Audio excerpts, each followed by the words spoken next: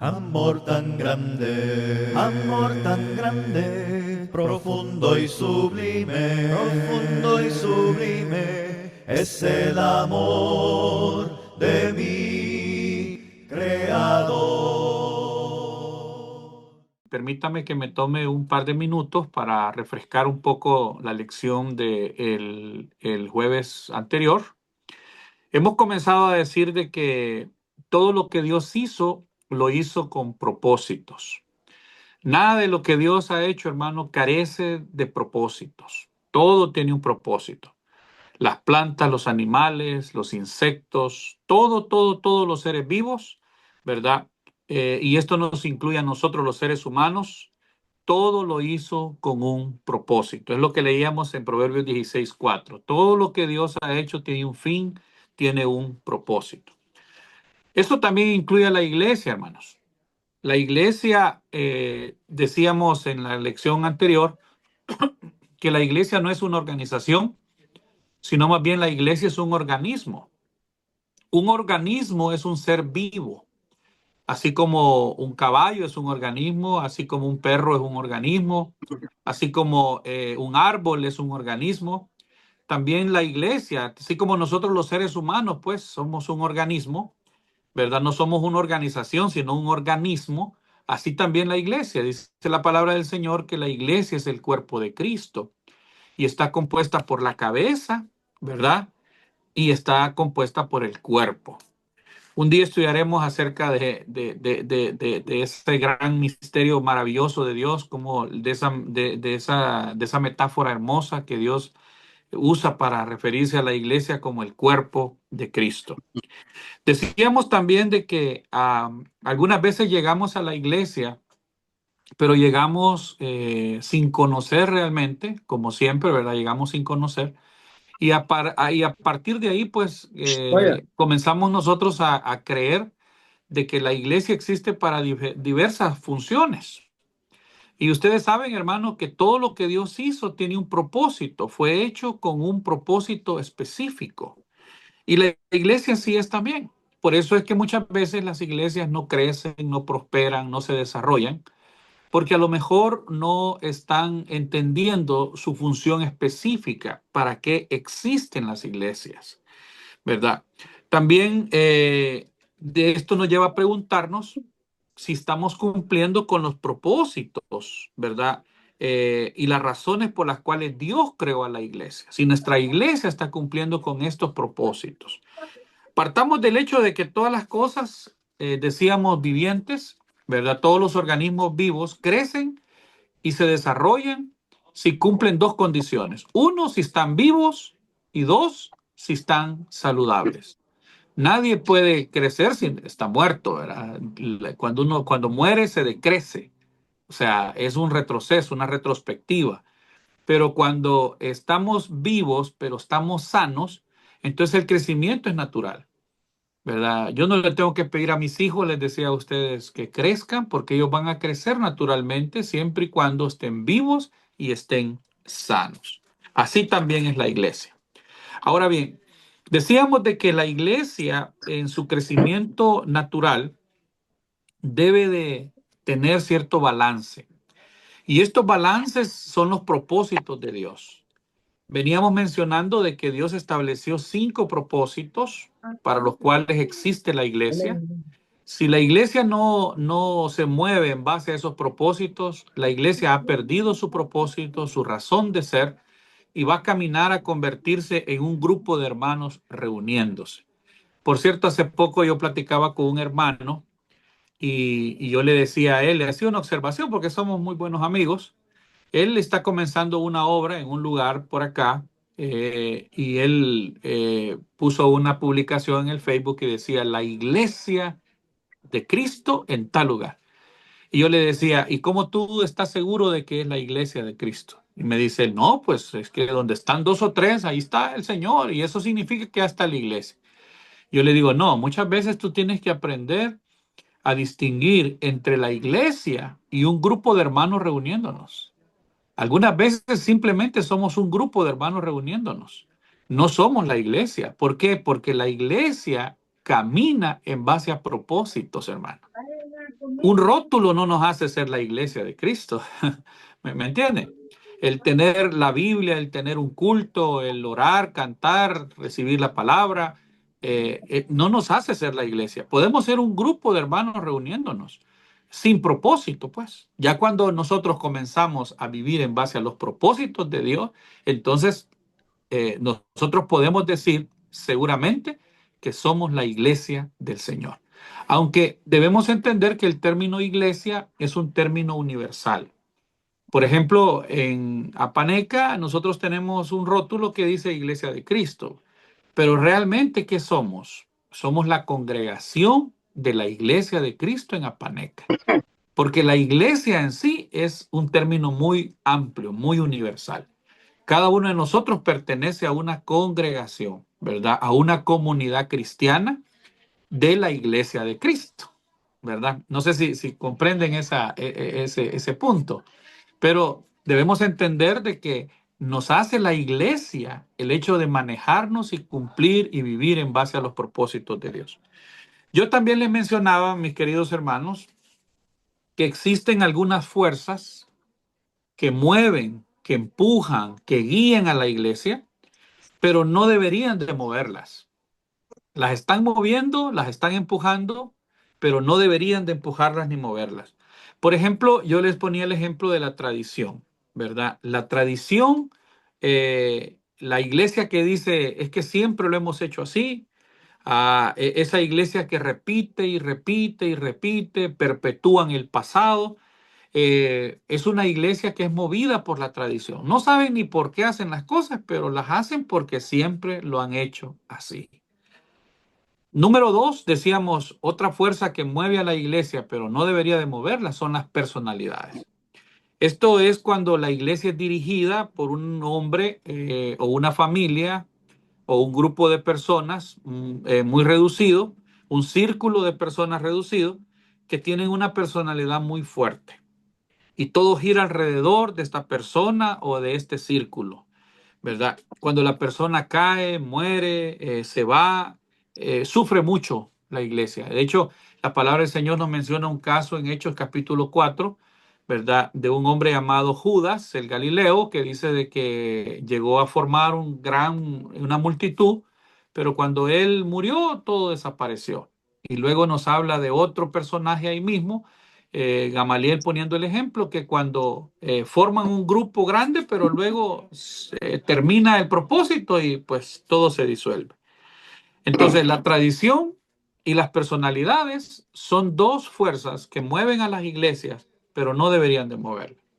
La número tres que veíamos eran las finanzas. Hay iglesias que son movidas por el dinero. Cuando no hay dinero, las cosas no se hacen, y entonces se pierde el enfoque y el propósito. Pero cuando hay dinero, es un problema mayor, porque todo gira alrededor del dinero. Parece que la iglesia se convierte en un banco o en un negocio, donde todo el propósito principal es hacer dinero, hacer dinero. Y el dinero, hermano, siempre trae problemas.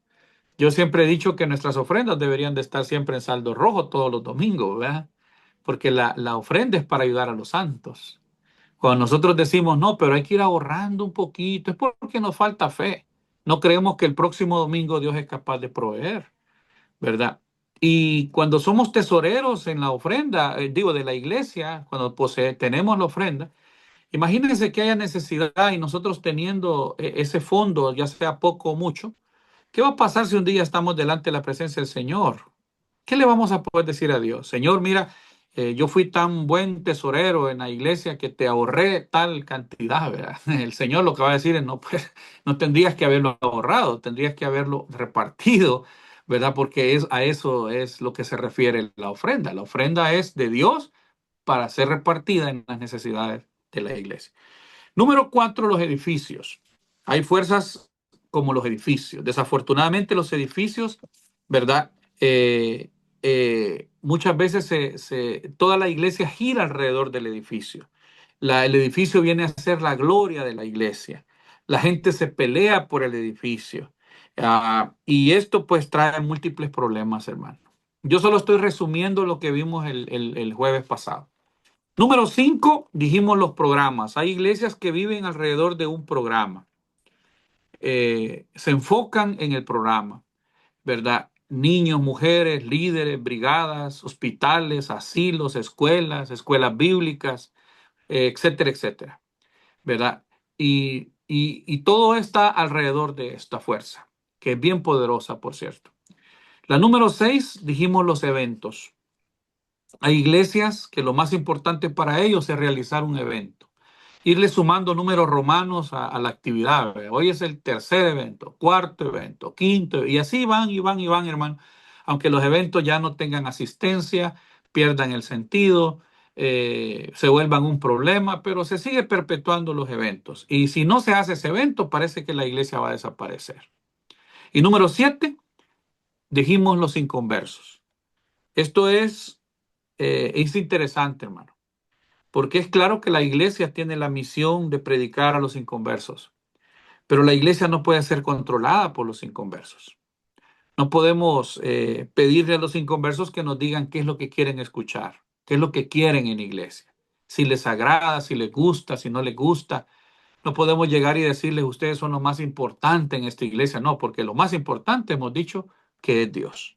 Entonces, solo estoy resumiendo, hermanos, las 7 fuerzas que vimos el jueves pasado. Ya no lo haré el próximo jueves, obviamente, porque necesitamos entrar en el carril de la clase de hoy. Y decíamos que en Proverbios 19:21 dice la palabra del Señor y dice de esta manera, dice, muchos pensamientos hay en el corazón del hombre, mas el consejo de Jehová permanecerá. ¿Qué quiere decir esto? Que aunque nosotros tengamos muy buenos pensamientos, hermanos, muy buenas ideas para la iglesia, realmente lo más importante es la idea de Dios. Es el plan que Dios tiene. Nosotros podemos tener muchos buenos planes. Eso lo dice Proverbios 19:21. ¿Ya? Aunque tengamos los mejores planes, las mejores ideas, los mejores propósitos personales para la iglesia, los propósitos de Dios son mejores y son eternos, ¿verdad? Como dice el Señor en Mateo 16:18, edificaré mi iglesia, ¿verdad? La iglesia es algo que se tiene que construir y Dios ocupa las manos de los siervos, de sus siervos, ¿verdad? Hombres débiles muchas veces para construir esta iglesia. Y decíamos en 1 Corintios 3, versículo 10 al 15, que la obra de cada uno será aprobada de acuerdo a los materiales que se usaron para la construcción de esta iglesia. Puede ser que usemos oro, plata o piedras preciosas, puede ser que usemos madera, heno, hojarasca, o puede ser que en lugar de construir, destruyamos el templo de Dios. Ahora bien, con esto en mente, hermanos, con esto en mente, ¿verdad? Vamos a entrar a la clase de este día, a la segunda lección. Hablemos de los propósitos. Hablemos de los 5 propósitos. En esta clase yo voy a tratar de identificarlos junto a ustedes, estos 5 propósitos, y posteriormente en las clases venideras, con el favor de Dios, vamos a enfocarnos en cada uno de ellos y vamos a estudiar a profundidad, bastante profundo, cada uno de esos propósitos. Pero la lección de este día es identificarlos. ¿Estamos, hermanos? La palabra propósitos se define en el diccionario como el por qué y para qué existe algo. Pero vamos a referirnos a la iglesia. La palabra propósitos en la iglesia es por qué existe la iglesia y para qué existe la iglesia. Ah, nosotros podemos pensar o creer que la iglesia fue establecida en la tierra para múltiples funciones. Hay unos que lo ven como un club, ¿verdad? Otros como un grupo social, otros como una entidad religiosa. Pero la verdad, hermano, es que la iglesia fue establecida por Dios para cumplir 5 propósitos. Estas 5 cosas es lo que convierte a nuestra iglesia en la iglesia del Señor. Quiero aclarar que si estas 5 cosas, hermano, que no me las voy a inventar yo, juntos vamos a extraerlo de la palabra de Dios. Si estas 5 cosas no están en nuestra congregación, deberíamos de revisar si realmente somos una iglesia en todo el sentido de la palabra o simplemente somos un grupo de hermanos reuniéndonos. Aunque tengamos edificios, tengamos finanzas, tengamos eventos, tengamos lo que tengamos, mis queridos hermanos. Si estas 5 cosas no están en nuestra congregación, no se practican, no se vive alrededor de estas 5 cosas, que son las cosas sagradas para la iglesia, son como 5 columnas fundamentales, debemos de revisar si somos verdaderamente la iglesia. ¿Estamos? Ahora bien, aunque estos propósitos nosotros los podemos encontrar, y usted verá, a lo largo y ancho de toda la escritura, es preciso también decir que estos 5 propósitos existen en 2 textos, 2 versículos, 2 pasajes de la escritura, que son considerados los versículos o los textos, hermanos, más grandes y poderosos del Nuevo Testamento. Oiga lo que le estoy diciendo. Voy a reiterar esto, porque esto es bien importante.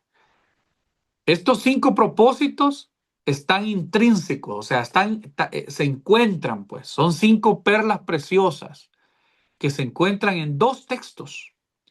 Y estos 2 textos son los textos más grandes y más poderosos de todo el Nuevo Testamento. ¿Ah? Ahora bien, estos textos fueron dichos por los labios de nuestro Señor Jesucristo. ¿Ah? Al mismo tiempo, estos textos son mandamientos directos que el Señor Jesucristo estableció. Mandamientos directos. Un mandamiento directo es algo que el Señor dice, hágase y se tiene que hacer. ¿Estamos? Ahora bien, para explorarlos, hermano, vamos a ir a 2 textos poderosos, como les decía. El primero se encuentra en Mateo 22, versículo 34 al 40. Mateo 22, 34 al 40. Dice la palabra del Señor así. Pueden anotarlo si gusta y luego repasar, hermanos, ¿verdad? Dice el versículo 34 de Mateo 22, dice, entonces los fariseos oyendo que había hecho callar a los saduceos, miren, 2 grupos religiosos bien poderosos, fariseos y saduceos. Dice que se juntaron a una. ¿Se imaginan qué terrible fue esto, ¿verdad? Querían hacer caer al Señor. Y uno de ellos, intérprete de la ley, dice el 35, preguntó por tentarle. Y de aquí se desencadena esta maravilla, hermanos, esta joya preciosa, diciendo, maestro, ¿cuál es el gran mandamiento en la ley? Y Jesús le dijo de inmediato, amarás al Señor tu Dios con todo tu corazón y con toda tu alma y con toda tu mente. Y dice el 38, este es el primero, ¿y qué dice? Y grande mandamiento. O sea, el mismo Señor está diciendo que este es el primero y más grande mandamiento que existe. Amarás al Señor tu Dios con todo tu corazón, con toda tu alma y con toda tu mente. Y no le preguntaron por el segundo, pero él quiso decirlo. Y dice el 39, y el segundo mandamiento es semejante. O sea, está hablando de que el segundo es igualmente, ¿qué dice? Grande, poderoso. Amarás a tu prójimo como a ti mismo. Y dice el 40, hermanos. De estos 2 mandamientos, dice ahí, depende toda la ley y los profetas. Miren qué maravilloso esto. Esto es una cosa, hermano, yo cuando yo estudio este tema, créame que a mí me da un sentimiento profundo de de gracia, de ver la bondad de Dios. Solo recuerdo aquel pasaje de la Escritura que dice el apóstol Pablo que Dios escondió esto, ¿verdad? Y nos los ha revelado a nosotros. Y el Señor también lo dijo: escondiste estas cosas de los sabios y de los entendidos y se las has revelado, dice, a los niños. Es que no tenemos la capacidad muchas veces para comprender estas cosas, hermano. Lo que yo les estoy enseñando ahorita es leche entera, pero es de la leche buena. Es una cosa que cuando yo la descubrí, a mí me cambió totalmente el panorama de la iglesia. Yo comencé a ver la iglesia, hermano, en otra dimensión. Y yo, créanme que yo he orado esta tarde para que al presentarles a ustedes esto, ustedes también tengan la misma impresión que yo tuve. Créanme, lo que esto es una cosa, es increíble esto. Dice que el mismo Señor dice de que se podría resumir toda la Biblia en estos dos pasajes, en estos dos mandamientos. Podríamos resumir toda la Biblia, hermano. Podríamos agarrar nuestra Biblia, ¿me entiende? Y resumirla, todo esto, resumirlo en estos simples versículos, pero que son poderosos, dos versículos que son poderosos. Si nosotros entendemos esto, hermano, estas son joyas, son perlas. Y usted sabe que las perlas preciosas, los diamantes, no se encuentran a flor de tierra. Hay que escarbarle más adentro para encontrarlo, ¿verdad? Y esto requiere escarbar, inquirir. Inquirir significa investigar todos los días. Yo le agradezco mucho a los hermanos que a mí me compartieron esto hace muchos años, y esto me sirvió a mí para estudiar un poco más la palabra, indagar más. Pero cuando yo descubrí esto, me despertó el apetito por conocer más acerca de los propósitos de Dios para su iglesia. Y comencemos. Dice el gran mandamiento, hermano, en el versículo 37: amarás al Señor tu Dios con todo tu corazón, con toda tu alma y con toda tu mente. Ahí encontramos el primer propósito para el que existe la iglesia. Amarás al Señor tu Dios. Eso quiere decir que la iglesia existe para adorar. A eso se le llama adoración. Porque nosotros adoramos, hermano, cuando mostramos nuestro amor hacia Dios. A eso se le llama adoración. Tú no puedes llegar a adorar a Dios si no lo amas. ¿Ah? Tú no puedes entregar tu vida si no lo amas. Tú no puedes cumplir su palabra, sus mandamientos si no lo amas.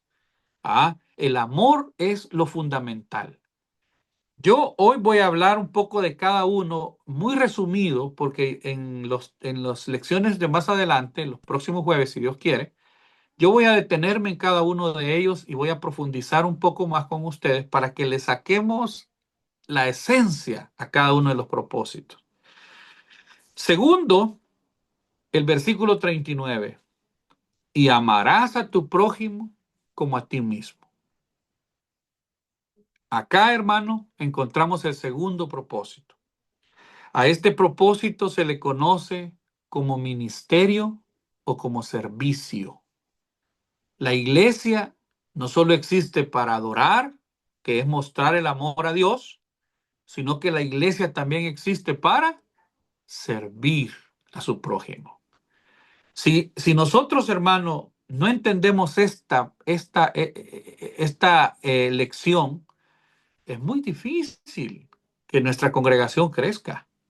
Porque la iglesia ya vemos que existe para dos cosas: para adorar y para servir. Adorar significa amar a Dios con todo nuestro corazón, con toda nuestra alma, con toda nuestra mente. Y servir significa amar a nuestro prójimo como a nosotros mismos. Tú no vas a poder ayudar a otra persona si no muestras amor. Pero aparte de estos dos, existen otros tres. para juntar los 5 propósitos. Y para esto, hermano, vamos a ir a otro texto que es grande también, poderoso como este gran mandamiento, y esto se conoce como la Gran Comisión. Allá en Mateo capítulo 28, versículo 18, dice la palabra del Señor. Mateo 28, 18, dice la palabra así.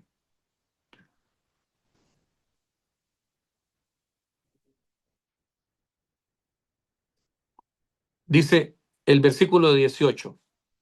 Si leen conmigo, por favor, dice, y Jesús se acercó y les habló diciendo, toda potestad me es dada en el cielo y en la tierra. Y dice el 19, por tanto, id y haced discípulos a todas las naciones, bautizándolos en el nombre del Padre y del Hijo y del Espíritu Santo. Versículo 20, enseñándoles que guarden todas las cosas que os he mandado, y aquí estoy con vosotros todos los días hasta el fin del mundo. Amén. Acá, hermano, en estos versículos 19 y 20, principalmente, encontramos los otros 3 propósitos para los que existe la iglesia.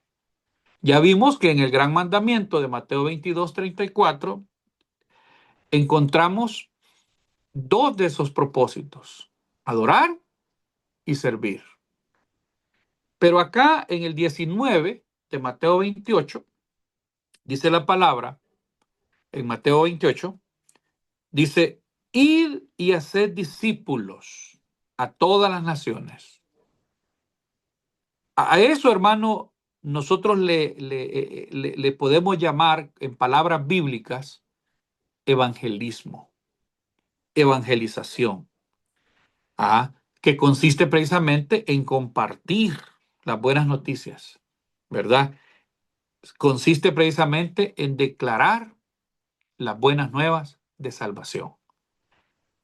Significa que la iglesia no solo existe para adorar y para servir, sino también existe para evangelizar, para anunciar el evangelio de Cristo. Pero también en el versículo 19 encontramos otra expresión. Dice, bautizándolos en el nombre del Padre y del Hijo y del Espíritu Santo. En la palabra bautizándolos encontramos el cuarto propósito. La palabra bautizándolos, hermano, es una palabra que representa una acción. Y esa acción, en términos bíblicos, se llama comunión. ¿Por qué? Porque en el bautismo es la entrada, es la puerta de entrada a la comunión con Dios, pero también a la comunión con la iglesia, con nuestros hermanos. Por eso es bien importante ponerle mucha atención a este término. La palabra bautismo no solo está aquí, no solo se refiere a sumergirse en aguas, se refiere a comunión. Y yo más adelante les voy a explicar por qué. Hoy les estoy dando un pequeño resumen, pero más adelante yo les voy a explicar del porqué de cada uno. Eso significa que ya tenemos 4. La iglesia existe para adorar, para servir, existe para predicar el evangelio, que es evangelismo, pero también existe para tener comunión entre sus hermanos, entre la iglesia. Y el último lo encontramos en el versículo 20, enseñándoles que guarden todas las cosas que os he mandado. A eso nosotros le vamos a llamar en términos bíblicos, hermano, discipulado, enseñándoles que guarden todas las cosas que os he mandado. Es la palabra discipulado. Esta es una acción de capacitar a los nuevos creyentes, pero también es una forma de seguir capacitando a la iglesia en la voluntad de Dios. Entonces, si ustedes notan, haciendo un pequeño resumen, encontramos de que de 2 textos muy grandes y poderosos, como es el gran mandamiento y la gran comisión, el gran mandamiento de Mateo 22:34 y la gran comisión de Mateo 28:18, encontramos los 5 propósitos para los que existe la iglesia. Estos propósitos están a lo largo y ancho de toda la Biblia, principalmente el Nuevo Testamento. Pero acá parece que el Señor los dejó en resumido. Él nos quiso decir en estos 2 textos por qué existe la iglesia. Y primero, hemos dicho que la iglesia existe para adorar. Segundo, la iglesia existe para servir. Tercero, la iglesia existe para predicar el evangelio, hermanos. Evangelizar. Cuarto, la iglesia existe para mantener la comunión entre sus hermanos, entre los miembros del cuerpo de Cristo. Y por último, el último propósito es, la iglesia existe para discipular, que es capacitar, enseñando que guarden las cosas que Él nos ha mandado en la palabra de Dios. Entonces, si nosotros vemos curiosamente, hermanos, cada uno de los propósitos, decíamos que el primer propósito es amar al Señor tu Dios con todo tu corazón, con toda tu alma, con toda tu mente. A esto lo conocemos como adoración, porque cada vez que nosotros expresamos nuestro amor a Dios, lo estamos adorando. No importa el lugar, si es en el edificio de la iglesia, si es en la habitación, en nuestro cuarto, si es en el campo, si es debajo de un árbol. No importa, hermano, la cantidad de gente a la que nos estamos rodeando, si estamos solos o estamos con 2 o 3 o 50 o 100. No importa las circunstancias, si es que vamos conduciendo un carro, o estamos en un servicio, o estamos caminando, como quiera que sea, hermano. Cuando nosotros mostramos nuestro amor a Dios, a eso se le llama adoración. ¿Ah? Este es el primer propósito para lo cual existe la iglesia. Y en las lecciones, repito, en lo sucesivo, vamos a profundizar más en cada uno de ellos. Dijimos que el segundo propósito se cumple en el texto: te amarás a tu prójimo como a ti mismo.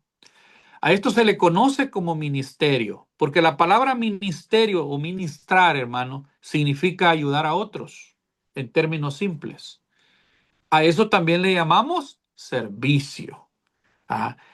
Ya que cuando ministramos, ayudamos a otros y al mismo tiempo lo estamos sirviendo. Como dice Marcos 9:41, no sé si nos ayuda, Víctor. Marcos en el capítulo 9, versículo 41, para que lo podamos leer ahí, dice la palabra del Señor de la siguiente manera. Versículo 41. Dice así: y cualquiera que os diere un vaso de agua en mi nombre, fíjense, un vaso de agua, ¿ah? Porque sois de Cristo, de cierto os digo que no perderá su recompensa.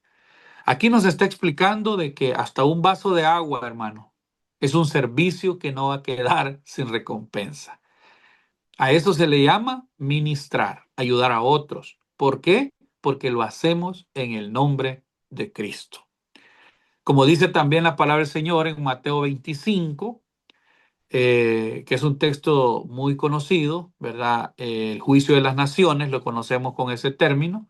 Versículo 34, dice la palabra del Señor de la siguiente manera.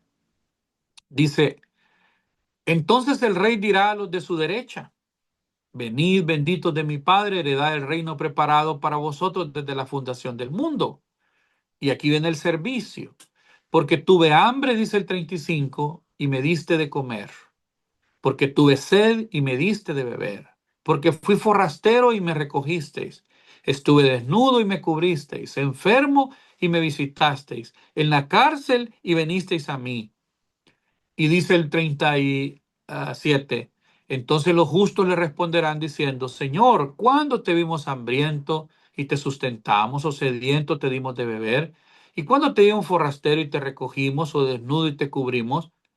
¿O cuándo te vimos enfermo en la cárcel y vinimos a ti? Y dice el 40, y respondiendo el rey les dirá: de cierto os digo que en cuanto lo hiciste a uno de estos mis hermanos más pequeños, a mí lo hicisteis. Aquí vemos cómo el Señor al prójimo, amar al prójimo, le llama servicio, porque lo hiciste a uno de estos más pequeños, porque le diste un vaso de agua en mi nombre. A eso se le llama servicio o ministerio. Ministrar o servir es el segundo propósito para lo cual existe la iglesia, mis queridos hermanos. Notemos algo bien interesante que yo quise apuntar también. Fíjense que en Mateo 4, versículo 10, Mateo capítulo 4, versículo 10, la respuesta que Jesús le da a Satanás en la tentación, cuando él, en la última, ¿verdad? Cuando le dicen el 9 y le dijo, todo esto te daré si postraro me adorares, dice Satanás, ¿verdad? Bien atrevido. Dice el 10, y entonces Jesús le dijo, vete, Satanás, porque escrito está, al Señor tu Dios adorarás y a Él solo servirás. Si ustedes notan con curiosidad, hermanos, la adoración y el servicio siempre están juntos. Dice el Señor, a Dios, al Señor tu Dios adorarás y a Él solo servirás. Pero también, si ustedes son curiosos, van a notar que en esa declaración el Señor explica que la adoración siempre es antes que el servicio. Primero al Señor adoramos y luego al Señor servimos. Primero adoramos y luego a Él solo le servimos. Entonces, parece que estamos en la misma concordancia, ¿verdad? En la misma sintonía, porque eso es lo que el texto nos enseña, ¿verdad? Adórame, le dijo Satanás al Señor y le dijo, no, no, no, solo al Señor adoramos y a Él solo le servimos. Primero adoramos y luego servimos. Pero tú sabes que cuando tú sirves a Dios sirviendo o ministrando a las demás personas. Eso es lo que leímos en Mateo 25. Ahora bien, en el tercer propósito, que lo extrajimos de la Gran Comisión, dice, id y hacer discípulos. La palabra bíblica ahí, hermanos, es evangelismo, que consiste en compartir las buenas nuevas. Pablo en Primera de Corintios capítulo 15, él explica que las buenas nuevas que hay que compartir simplemente son tres cosas, hermano. No hay que perdernos.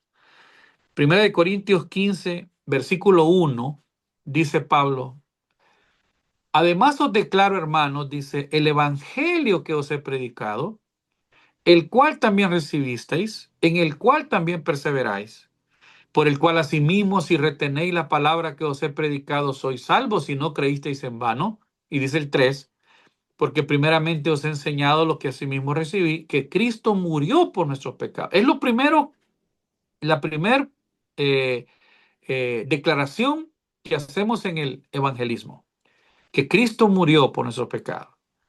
Segundo, versículo 4, que fue sepultado. Y tercero, que resucitó al tercer día conforme a las escrituras. Entonces, lo que el Señor nos manda a predicar, el evangelismo consiste simple y sencillamente, hermanos, como dice ahí, en tres cosas. Anunciar la muerte, sepultura y resurrección de Cristo. Nada más, nada más.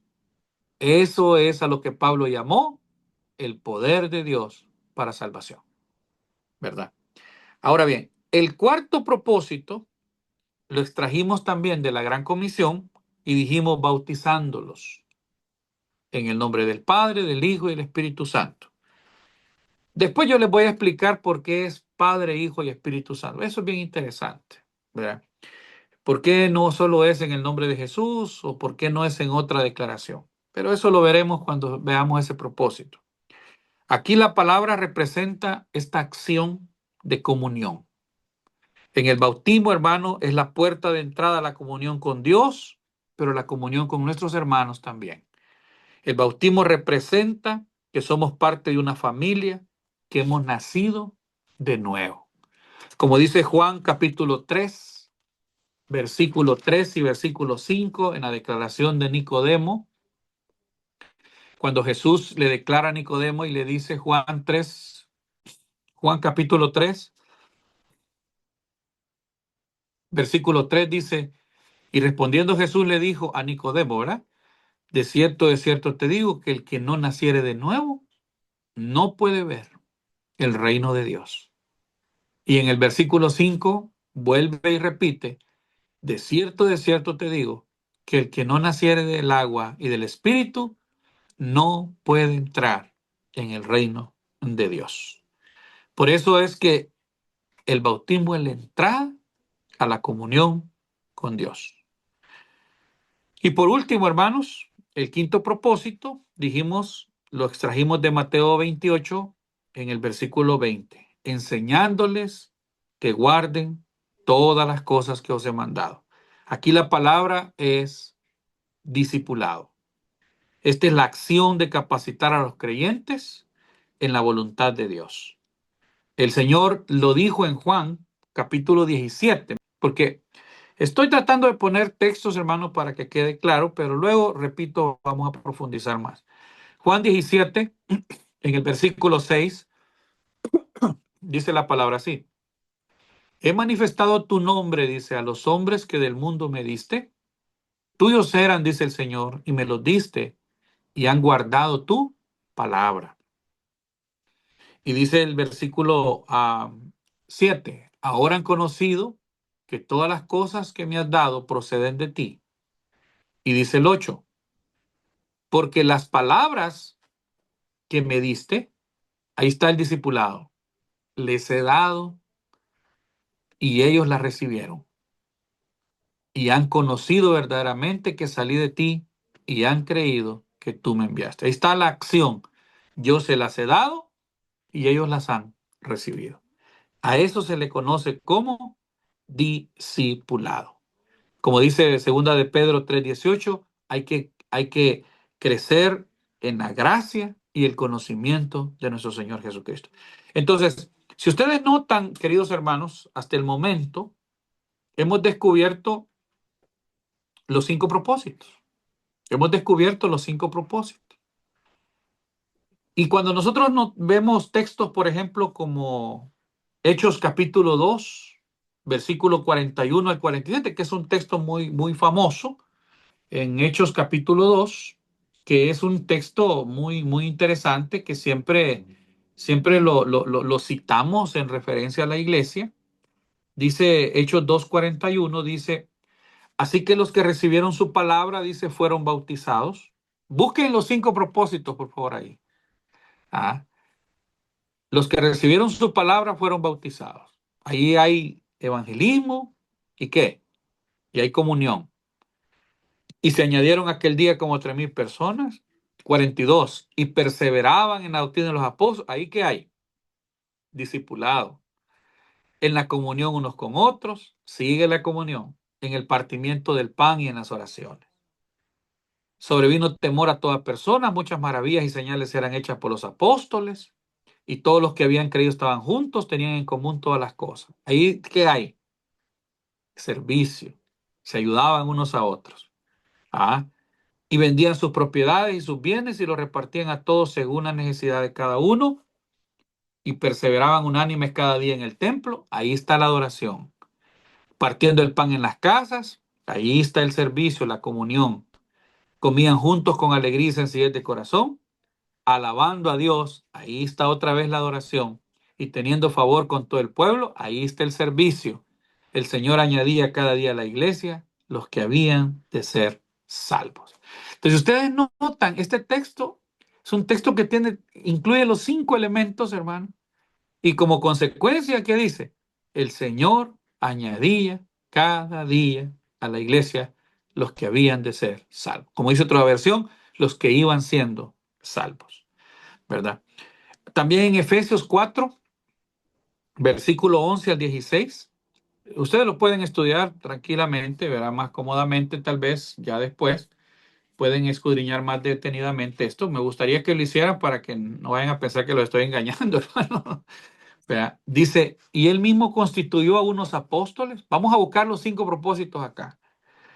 Profetas, a otros evangelistas, a otros pastores y maestros, a fin de perfeccionar a los santos.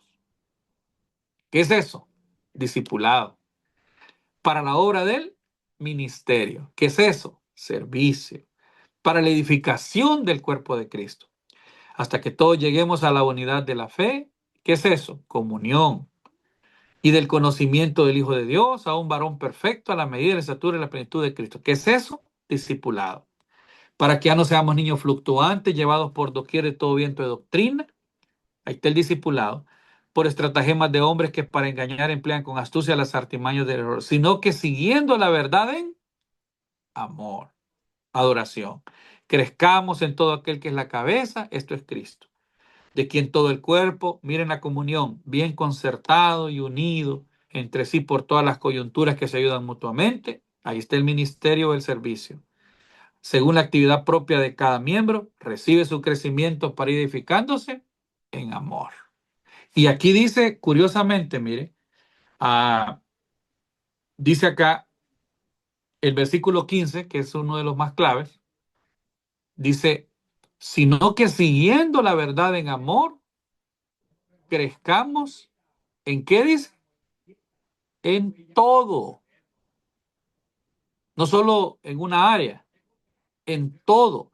¿Y a qué se refiere el término todo? Se refiere a los propósitos, hermano. El Señor quiere que crezcamos en adoración, en servicio, en evangelismo, en comunión y en discipulado. Entonces, esos son los 5 cimientos de una iglesia saludable. Esos son los 5 cimientos para los cuales existe la iglesia. La iglesia existe para adorar, que es mostrar el amor a Dios, celebrando su presencia. La iglesia existe para servir o ministrar, que es ayudar al prójimo, amándolo como Cristo nos amó.